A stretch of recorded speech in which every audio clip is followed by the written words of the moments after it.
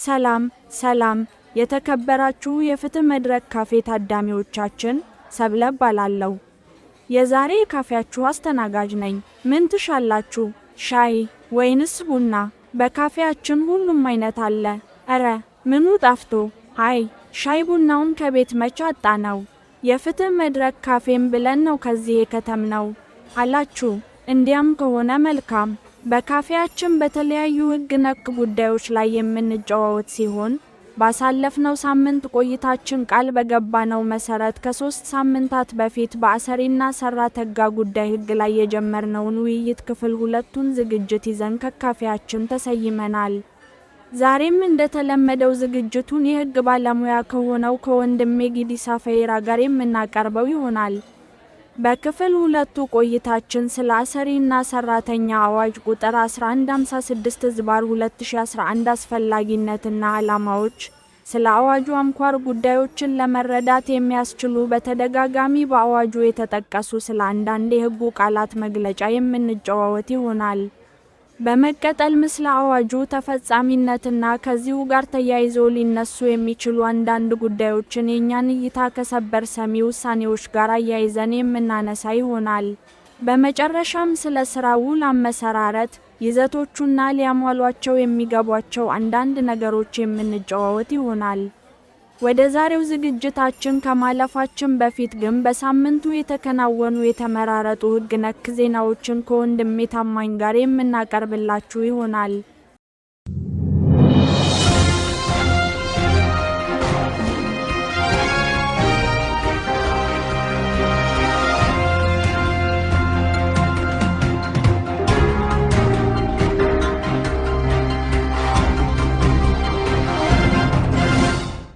የኬንያው KCB ባንክ ኢትዮጵያ ለመስራት የሚመጣ የመጀመሪያው የውጭ ባንክ እንደሚሆን ተሰማ።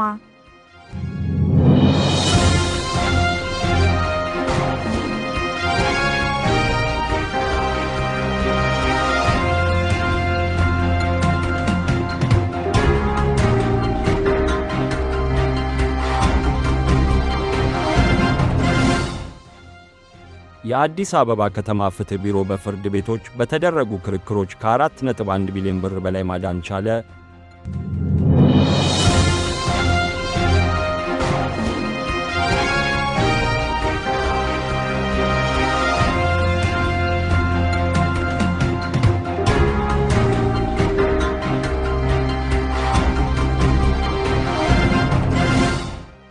እስከ 2000 ብር ወርሃዊ ገቢን ከግብር ነፃ የሚያደርግ ረቂቅ አዋጅ ቀረበ።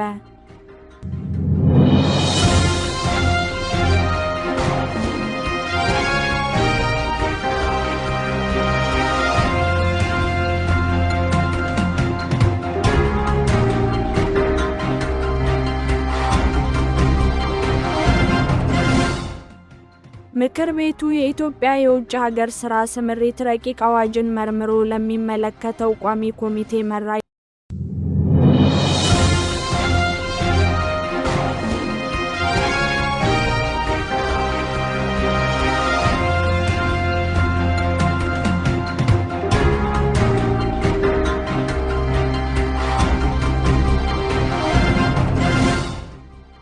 አዲሱ የገቢ ግብር አዋጅ ሲጸድቅ በግብይት ወቅት ከ10,000 ብር በላይ ጥሬ ገንዘብን መጠቀም ለከፋዩ በወጪነት ለተቀባዩ ደግሞ አስተዳደራዊ ቅጣት እንዲጣልበት ያደርጋል ተባለ።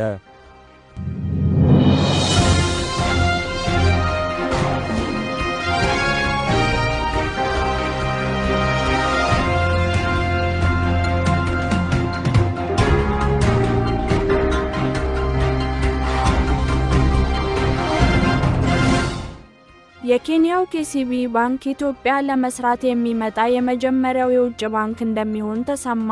ሪፖርተር ከኢትዮጵያ ብሔራዊ ባንክ ምንጮች ያገኘው መረጃ እንደሚያሳየው KCB ባንክ ወደ ኢትዮጵያ ገብቶ ለመስራት ማሟላት ያለበት ጉዳዮች ላይ ውይይት እየተደረገ ነው።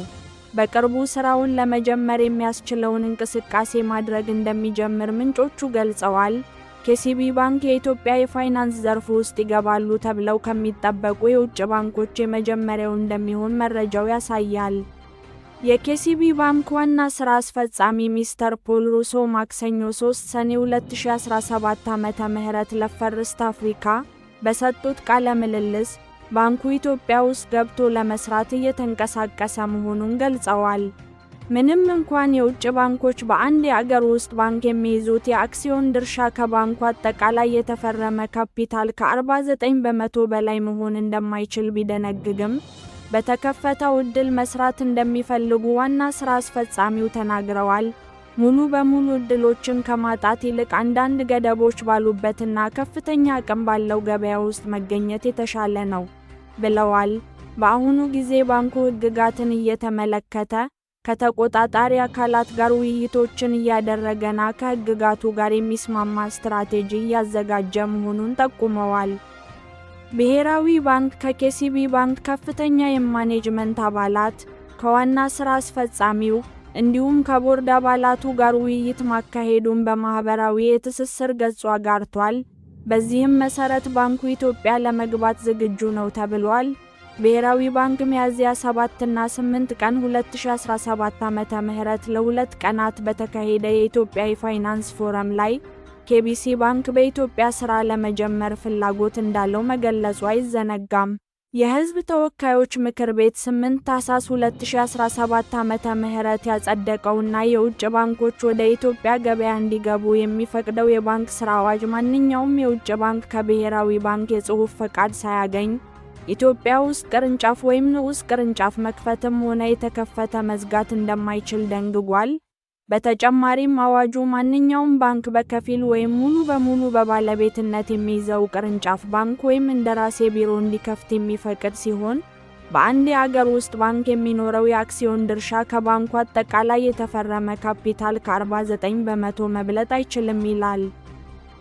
የአዲስ አበባ ከተማ ፍትህ ቢሮ በፍርድ ቤቶች በተደረጉ ክርክሮች ከ4.1 ቢሊዮን ብር በላይ ማዳን ቻለ። የአዲስ አበባ ከተማ አስተዳደር ፍትህ ቢሮ ባለፉት 11 ወራት በፍርድ ቤቶች በተደረጉ ክርክሮች ከ4 ቢሊዮን 166 ሚሊዮን ብር በላይ የሕዝብና መንግሥት ጥቅም ማዳን ቻለ። የቢሮው ኃላፊ አቶ ተክሌ በዛብህ ለፋና ዲጂታል እንዳሉት በበጀት ዓመቱ ባለፉት 11 ወራት በተደረገው የፍትሐብሔር ክርክር የተሻለ ውጤት ተመዝግቧል። በዚህም የፍትሐብሔር ጉዳዮች ክርክር በፍርድ ቤቶች የመርታት አቅም ከ96 በመቶ በላይ ለማድረስ ታቅዶ ሲሰራ መቆየቱን ገልጸው በአሁኑ ወቅት በፍርድ ቤቶች የመርታት አቅምን 92.7 በመቶ ደርሷል ብለዋል። በፍርድ ቤቶች ውሳኔ ከተሰጣቸው 3616 የፍትሐብሔር ክስ መዝገቦች ውስጥ 3351 መዝገቦችን ለከተማ አስተዳደሩ ማስወሰን እንደተቻለም ጠቁመዋል።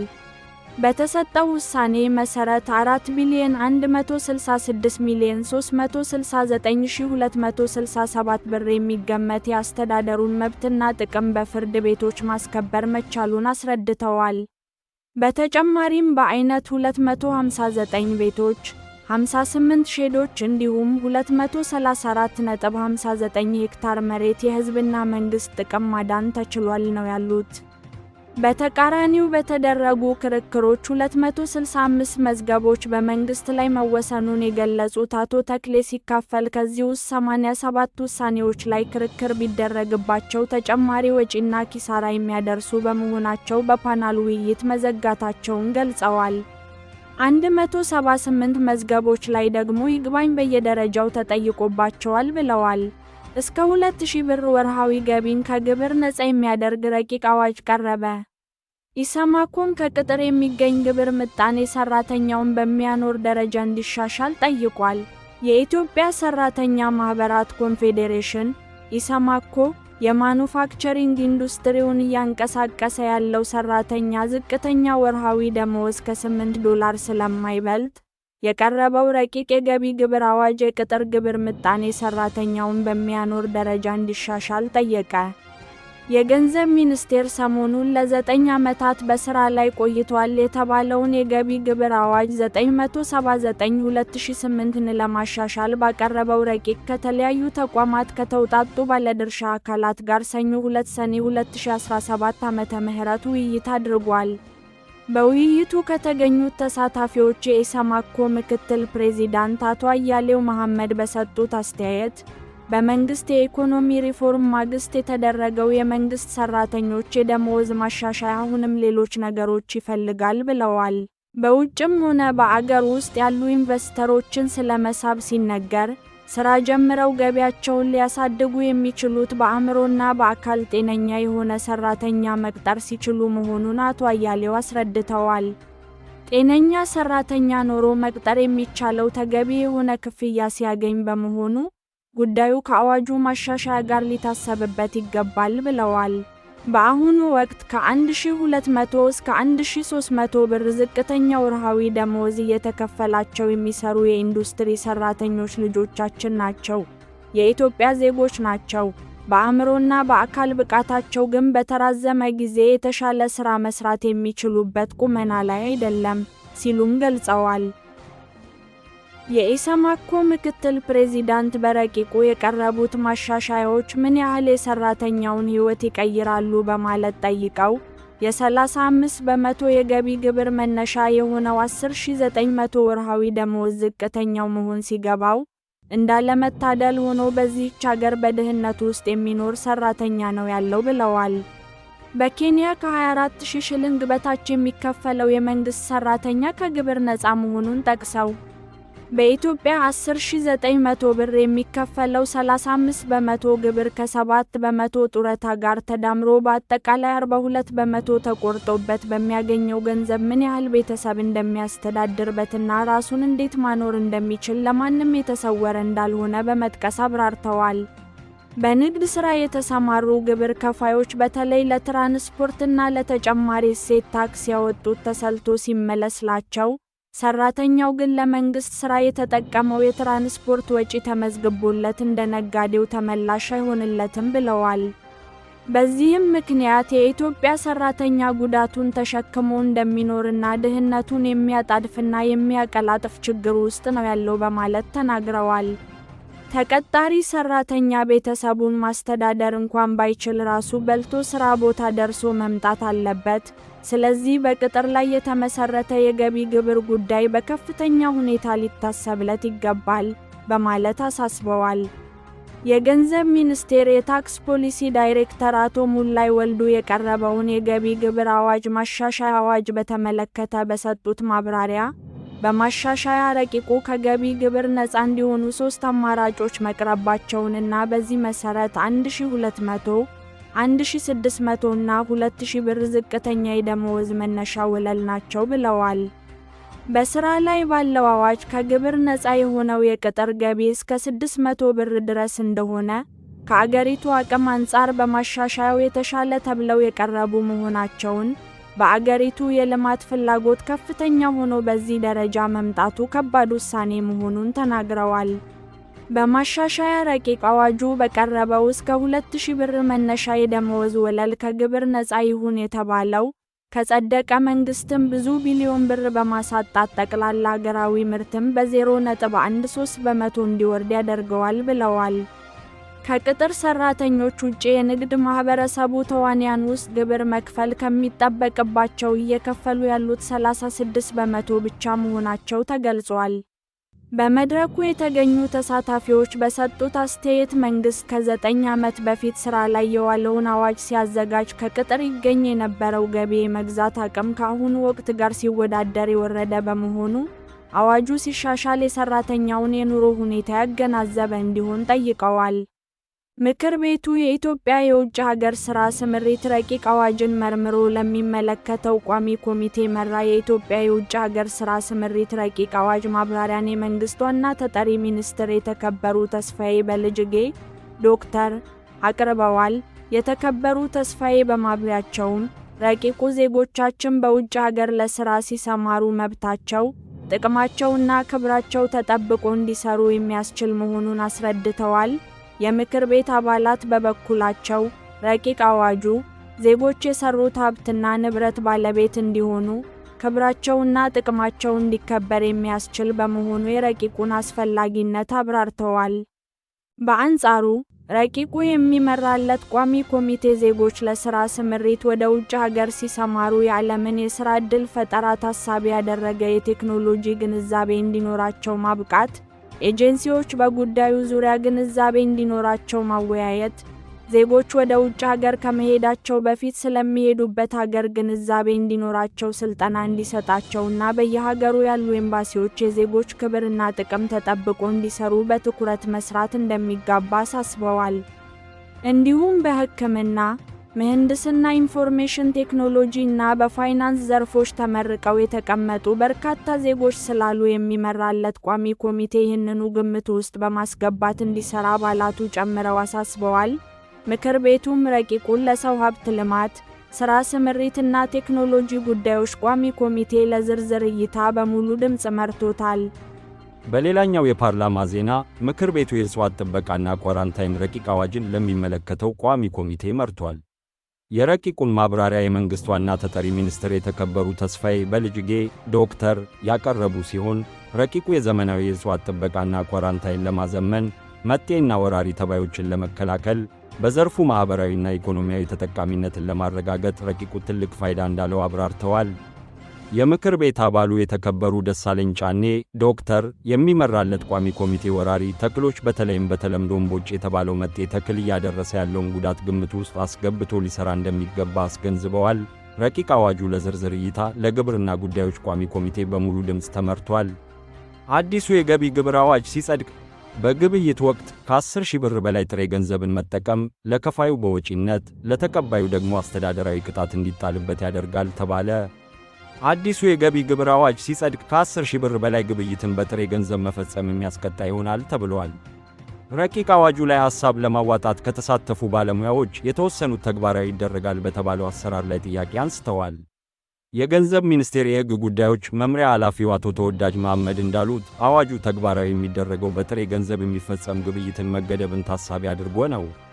በአንድ ግብይት የሚፈጸም የጥሬ ገንዘብ ክፍያ ከ10 ሺህ ብር ከበለጠ ትርፉ ብር ለከፋዩ በወጪነት አይያዝም። ገንዘቡን የተቀበለውም የትርፉን ገንዘብ እጥፍ አስተዳደራዊ ቅጣት እንደሚጣልበት ተቀምጧል። ለምሳሌ የ20 ሺህ ብር ግብይት በጥሬ ገንዘብ ቢፈጸም ለነጋዴው ከ10 ሺህ ብር በላይ ያለው በወጪነት አይያዝም። ለተቀባዩ ደግሞ ከ10 ሺህ በላይ ያለው ቀሪ 10 ሺህ ብር እጥፍ ማለትም 20 ሺህ ብር ይቀጣል እንደማለት ነው።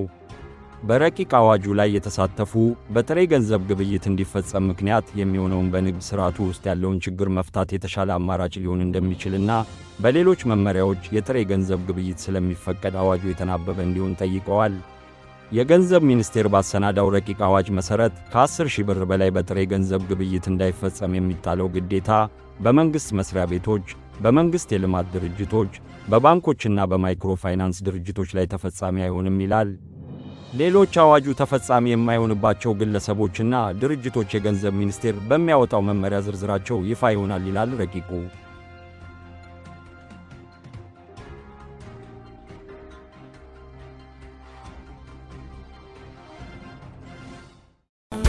የፍትህ መድረክ ተወዳጆቿና ህግነት ዜናሙ ሁሉንም አይነት የህግ ጉዳይ ይዞልን ቀርቧል። የፍትህ መድረክ ቻናል ከሁሉም ይለያል። ህግነት ዜናዎችን በየዕለቱ ያቀርባል። በፍትህ መድረክ ቻናል ፍትህ ይሰበካል። ድምፅ ለሌላቸው ድምፅ ሆኖ ይሠራል። የፌዴራል የክልል ሕጎችን ትፈልጋላችሁ፣ እናማው ከሆነ መልሳችሁ የሕግ ማብራሪያዎችን ትፈልጋላችሁ፣ እናም አዎን ከሆነ መልሳችሁ የሰበር ውሳኔዎችን ትፈልጋላችሁ፣ እናም አዎን ከሆነ መልሳችሁ የተመረጡ የወንጀል ምርመራ ታሪኮችን ትፈልጋላችሁ።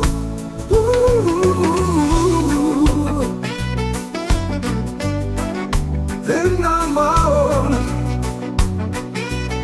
ከሆነ መልሳችሁ ህግነት ዜናዎችን በአንድ ቦታ ማግኘት ከሆነ ምርጫችሁ ቻናላችን ይሁን የዘወትር ምርጫችሁ። ኑ ተቀላቀሉ፣ በብዙ ታተርፋላችሁ። እናማውን ከሆነ መልሳችሁ ትክክለኛ ዜናዎችን በአንድ ቦታ ማግኘት ማለት ከሆነ ምርጫችሁ የፍትህ መድረክ ቻናል ከሁሉም ይለያል። ትክክለኛ ዜናዎችን በየዕለቱ ያቀርባል። በፍትህ መድረክ ቻናል ፍትህ ይሰበካል። ድምፅ ለሌላቸው ድምፅ ሆኖ ይሰራል። የፌደራል የክልል ሕጎችን ትፈልጋላችሁ እናማውን ከሆነ መልሳችሁ የሕግ ማብራሪያዎችን ትፈልጋላችሁ።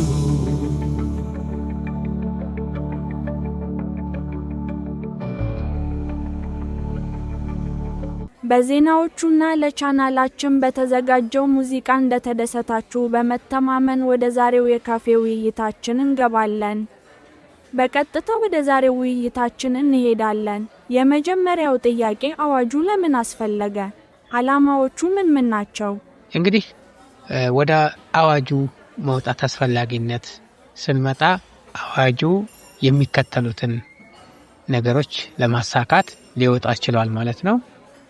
የመጀመሪያው አሰሪና ሰራተኛ የጋራ ራዕይ ኖሯቸው የሥራ ግንኙነቶቻቸውን መሰረታዊ በሆኑና በሕግ በተደነገጉ መብቶችና ግዴታዎች ላይ በመመስረት አስተማማኝ የኢንዱስትሪ ሰላም፣ የዘላቂ ምርታማነትና የገበያ ተወዳዳሪነት አቅም በመፍጠር ሀገራችን ለተያያዘችው ፈጣን የኢኮኖሚ እድገት የማስመዝገብ ብሔራዊ ግብ በትብብር እና በጋራ እንዲሰሩ ለማድረግ።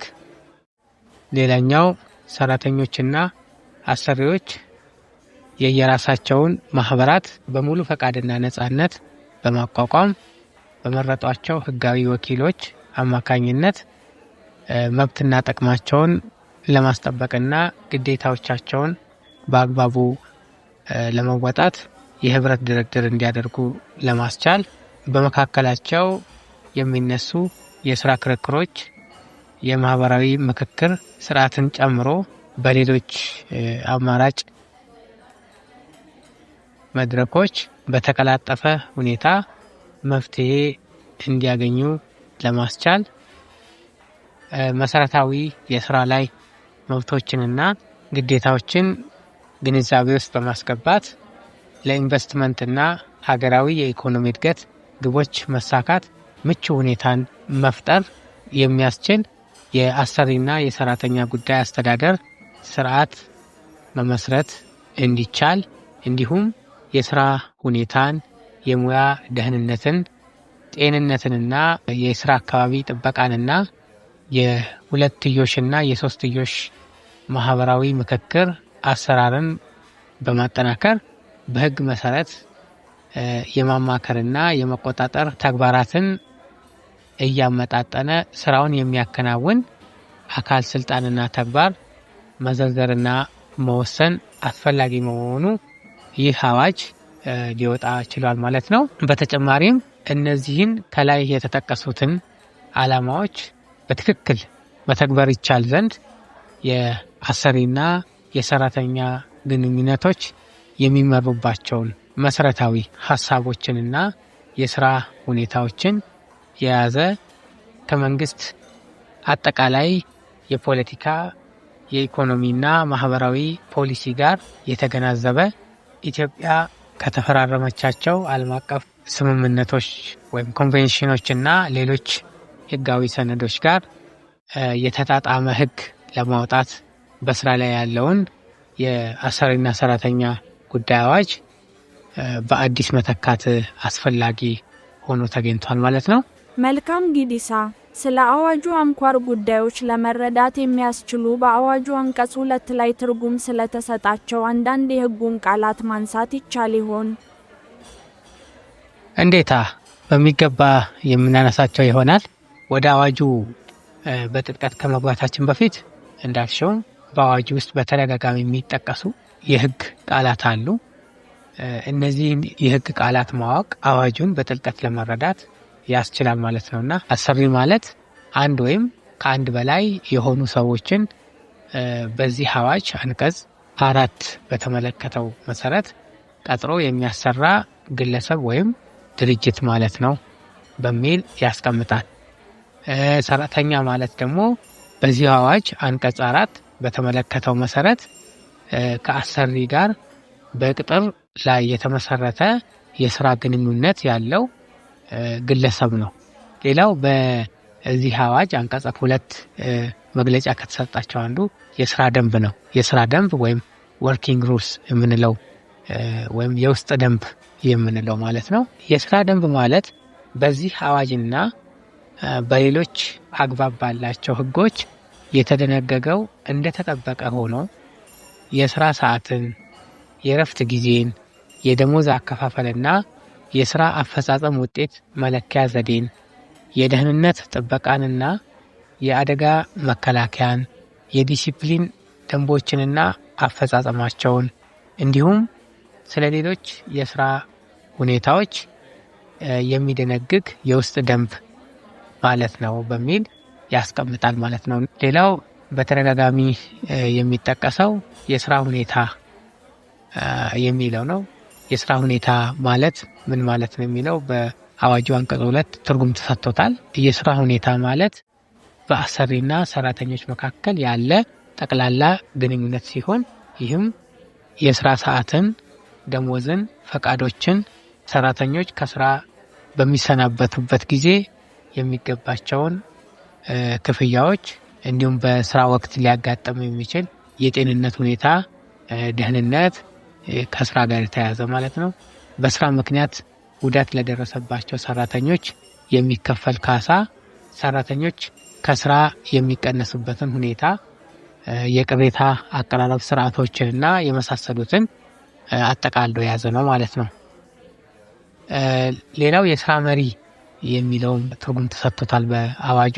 የስራ መሪ ማለት በህግ ወይም እንደ ድርጅቱ የስራ ጠባይ በአሰሪው በተሰጠው የውክልና ስልጣን መሰረት የስራ አመራር ፖሊሲዎችን የማውጣትና የማስፈጸም ስልጣን ያለው ወይም ሰራተኛን የመቅጠር፣ የማዘዋወር፣ የማገድ፣ የማሰናበት ወይም የመመደብ ተግባሮችን የመወሰን ስልጣን ያለው ግለሰብ ሲሆን እነዚህን የስራ አመራር ጉዳዮች አስመልክቶ የአሰሪውን ጥቅም ለመጠበቅ አሰሪው ሊወስደው የሚገባው እርምጃ በማንም ሳይመራ የራሱን የውሳኔ ሀሳብ የሚያቀርብ የህግ አገልግሎት ኃላፊንም የሚጨምር ነው ማለት ነው። ሌላው በዚህ አዋጅ ትርጉም ከተሰጣቸው ቃላት አንዱ ወሲባዊ ትንኮሳ ነው።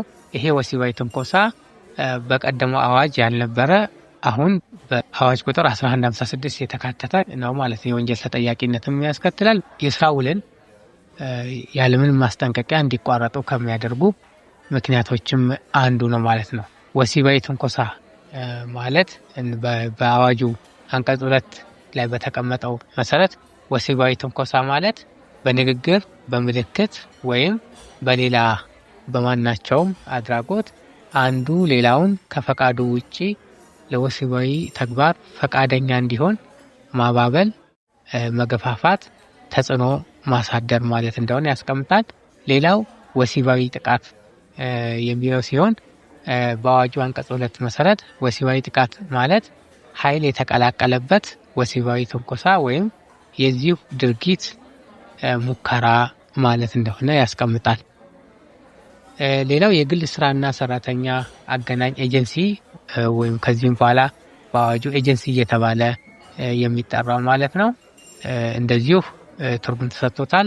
ይኸውም በሀገር ውስጥ የስራ ስምሪት አገልግሎት ለመስጠት የሚያስችል ህጋዊ ፍቃድ ኖሮት በቀጥታም ሆነ በተዘዋዋሪ መንገድ ከሰራተኛው ገንዘብ ሳይቀበል የስራ ውል ተዋዋይ ወገን ባለመሆን በሀገር ውስጥ ስራና ሰራተኛን የማገናኘት ወይም ከሰራተኛው ጋር የስራ ውል ስምምነት በማድረግ ሰራተኛውን ለሀገር ውስጥ ስራ ለአገልግሎት ተጠቃሚ ድርጅት የሚያቀርብና ሰራተኛውን የማስተዳደር ኃላፊነት ያለው ሰው ወይም ሁለቱንም አገልግሎቶች አጣምሮ የሚሰራ ነው በማለት ትርጉም ሰጥቶታል ማለት ነው።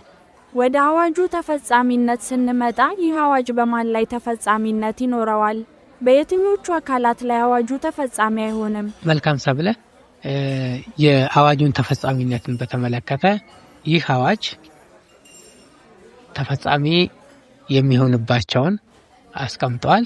ሁለተኛው ተፈጻሚ የማይሆንባቸው፣ ሌላው ደግሞ በሚኒስትሮች ምክር ቤት በሚወጣ ደንብና እንዲሁም ኢትዮጵያ በተፈራረመቻቸው ዓለም አቀፍ ስምምነቶች መሰረት አዋጁ ተፈጻሚ እንዳይሆን የሚታገድበት ሁኔታ በሚል በሶስት መልኩ አስቀምጦታል ማለት ነው። አዋጁ የሚፈጸምባቸውን ያየን እንደሆነ በአሰሪና ሰራተኛ መካከል በሚደረግ በቅጥር ላይ በተመሰረተ የስራ ግንኙነትና ምልመላ ሂደት ላይ ተፈጻሚ ነው ማለት ነው።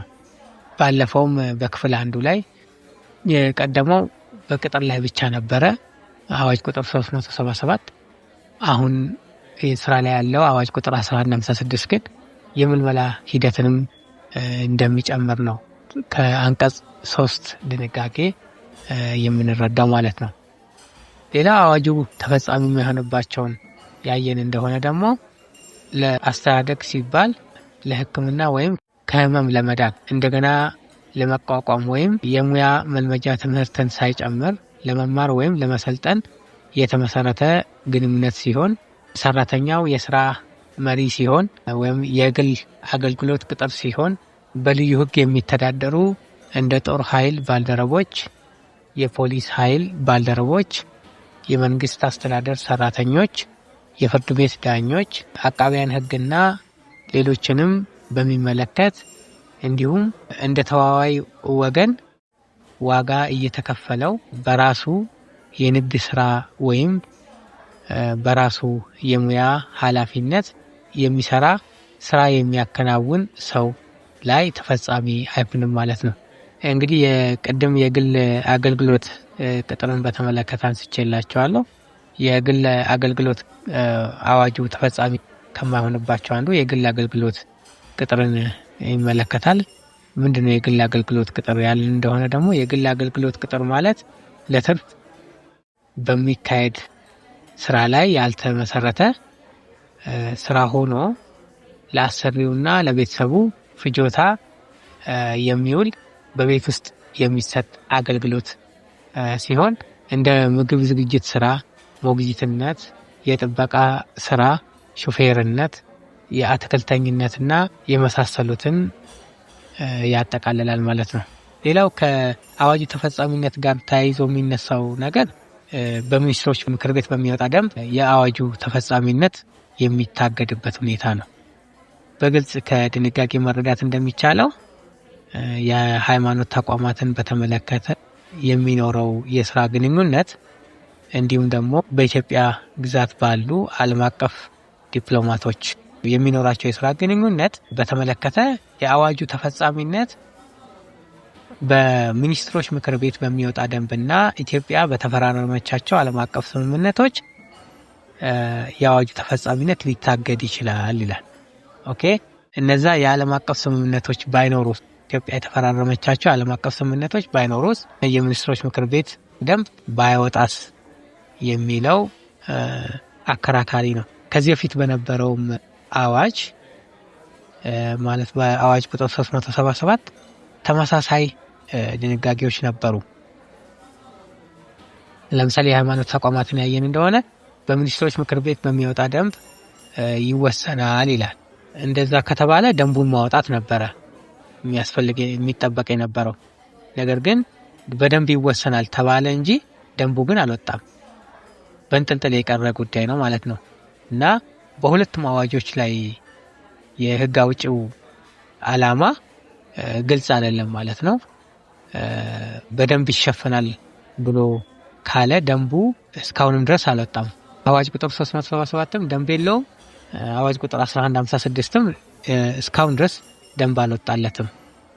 በንጥልጥል ያለ ጉዳይ ነው ማለት ነው። እንደኔ መልከታ የመብትና ግዴታን በተመለከተ በአዋጅ ነው መወሰን ያለበት ብዬ ነው ማስበው እኔ በግሌ። ስለዚህ ይሄ ሰዎች በሃይማኖት ተቋማት ውስጥ የሥራ ግንኙነት ይኖራቸዋል ዜጎች። ስለዚህ በዛ በሚኖራቸው የሥራ ግንኙነት ነው መብትና ግዴታ ይኖራቸዋል። በሃይማኖቱ ተቋማት የሚፈታ ሊሆን ይገባዋል ወይም እነሱ በሚኖራቸው የውስጥ አስተዳደር ሊፈቱት ይገባል ተብሎ በአዋጅ መቀመጥ ነበረበት። አለበለዚያ ደግሞ ደንብ ይወጣል ከተባለ በእርግጥም መብትና ግዴታን በደንብ መደንገጉ አሁንም ቢሆን ተገቢም ባይሆን ግን ደንቡን ማውጣት እና በንጥልጥል ያለን ጉዳይ መፍትሄ እንዲያገኝ ማድረግ ይገባ ነበር ብዬ አስባለሁና ይሄ ጉዳይ ምን ያክል እንደሚያከራክርም ከሰበር ሰሚ ውሳኔዎች መረዳትም ይቻላል። እንደው ለአብነት በሃይማኖት ተቋማት ሊፈጠር የሚችለውን የሥራ ግንኙነትን በተመለከተ ለሰበር ሰሚ ችሎት የቀረበ አንድ ጉዳይ ነበረ እና ይኸውም በቅጽ 9 ላይ በመዝገብ ቁጥር 47806 ላይ ውሳኔ ተሰጥቷል። በቴሌግራም ቻናላችን ሙሉውን ውሳኔ የምናጋራቸው ይሆናል። የሥራ ውል አመሰራረትና ሊያሟላቸው ስለሚገባቸው የውሉ ይዘቶች በመመልከት የዛሬውን ቆይታችንን እናብቃ። በቀጥታ የሥራ ውል ምንነት ጋር እንሄድ። የሥራ ውል የሚመሰረተው በቀጣሪውና በሰራተኛው መካከል ሲሆን በዚህም መሰረት ማንኛውም ግለሰብ ደሞዝ እየተከፈለው በአሰሪው መሪነት በቀጥታም ሆነ በተዘዋዋሪ መንገድ ለተወሰነ ወይም ላልተወሰነ ጊዜ ወይም የተወሰነ ስራ ለአሰሪው ለመስራት ቢስማማ በሁለቱ መካከል የሥራ ውል ተመሰረተ ማለት ነው። የሚደረገውም የሥራ ውል ግልጽና የማያሻማ መሆን ይኖርበታል። ይህንንም ከአዋጁ አንቀጽ 4 ንዑስ አንቀጽ 1 እና 2 ድንጋጌ መረዳት ይቻላል። በቀጣሪውና በሰራተኛው መካከል የሚመሰረተው የሥራ ውል የሚከተሉትን ይዘቶች አካቶ ውሉ መመስረት ይኖርበታል። እነዚህም የሥራው አይነትና ቦታ፣ ለሥራው የሚከፈለውን የደሞዝ መጠን፣ የስሌቱን ዘዴ፣ የአከፋፈሉን ሁኔታ፣ ጊዜና ውሉ ጸንቶ የሚቆይበትን ጊዜን መያዝ ይኖርበታል ማለት ነው። ሌላው የሥራ ውል ከሕግና ከሞራል በተቃራኒ ሊመሰረት አይችልም። ይሄ አይመስፈር ነው ማለት ነው ለሥራ ውል ሕጋዊነት።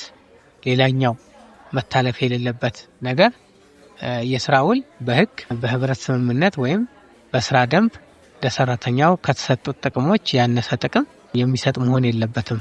እንግዲህ ወደ ፎርሙ ስንመጣ የተለየ ፎርም የለውም። የሥራ ውል በጽሁፍም በቃልም ሊደረግ እንደሚችል ከድንጋጌዎቹ መረዳት ይቻላል። በጽሁፍ የሚደረገው የሥራ ውል የአሰሪውን ስምና አድራሻ፣ የሰራተኛውን ስም፣ እድሜ፣ አድራሻና የሥራ ካርድ ቁጥር ካለ በአዋጁ አንቀጽ 4 ንዑስ አንቀጽ 3 መሰረት ላይ የተጠቀሱትን ይዘቶችና የተዋዋይ ወገኖችን ፊርማ መያዝ አለበት። ቅድም የጠቀስናቸው የውሉ ይዘቶች ማለት ነው። በቃል ሊደረግ የሚችል የሥራ ውልን በተመለከተ የቃሉ ውል በተደረገ በ15 ቀናት ውስጥ በዚህ አዋጅ በአንቀጽ 6 የተዘረዘሩትን ሁኔታዎች የያዘ የጽሁፍ መግለጫ አሰሪው ፈርሞ ለሰራተኛው ይሰጠዋል ማለት ነው። ታዲያ ሰራተኛውም የጽሁፍ መግለጫው በደረሰው በ15 ቀናት ውስጥ በሙሉም ሆነ በከፊል ካልተቃወመ ውሉ እንደተመሰረተ ይቆጠራል ማለት ነው። በቀጣዩ ክፍል የሥራ ውል ምንነቶች በሰፊው የምናይ ይሆናል። በክፍል 3 ሁለት አይነት የሥራ ውል አይነቶች አሉ። ለተወሰነ ጊዜ የሚደረግና ላልተወሰነ ጊዜ የሚደረግ በሚል በሁለት ከፍለን ማየት እንችላለንና እነዚህ ምንድነው የሚለያቸው? ብዙ ጊዜ ሲያከራክሩ ይስተዋላል እስከ ሰበር ሰሚም ድረስ። በቀጣዩ ክፍል አንዳንድ የሰበር ሰሚ ውሳኔዎችንም ጨምረን ይዘንላችሁ የምንቀርብ ይሆናል። በቀጣዩ ክፍል እስክንገናኝ ቸር ሰንብቱ እያልኩ የምሰናበታችሁ ሰብለ ነኝ ካለሁበት።